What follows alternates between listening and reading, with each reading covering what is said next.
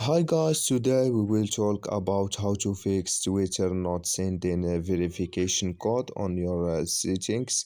We will just click here on settings, then we come here to settings window and we will go down. We will click here on apps, then we come here to apps window and we will go down here to looking for a Twitter app. We will just go down and we will find Twitter. We will click here on Twitter. Then we come here to app info. We'll click here on for stop.